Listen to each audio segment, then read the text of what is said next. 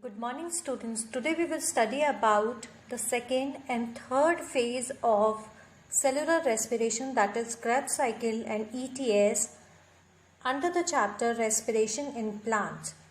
So first of all we will study about the Krebs cycle, which is also known as TCA cycle.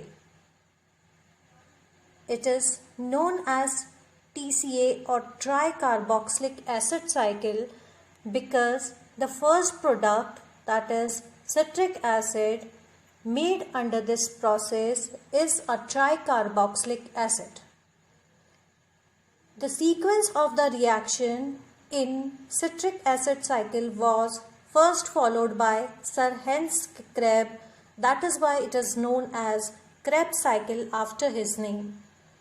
In this process, acetyl coenzyme A react with oxaloacetic acid, which is a 4-carbon compound, to form a citrate, that is a 6-carbon stable product, and it is a first stable product under the cycle Krebs cycle. It usually operates in matrix of mitochondria. In this process, O2 is involved and then it operates place in the aerobic respiration. During this cycle of reactions, 3 molecules of NAD and 1 molecule of FAD are reduced to NADH and FADH respectively.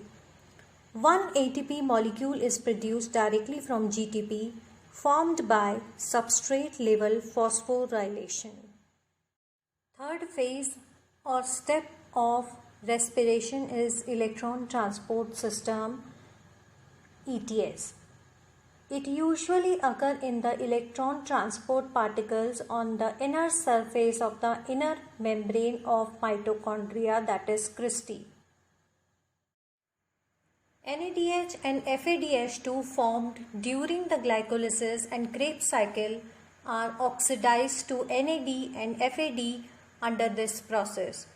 During this oxidation process, electrons pass through the series of electron carrier like coenzyme Q, cytochrome B, C, A and A3, and ADP is phosphorylated to ATP by the addition of one phosphate group.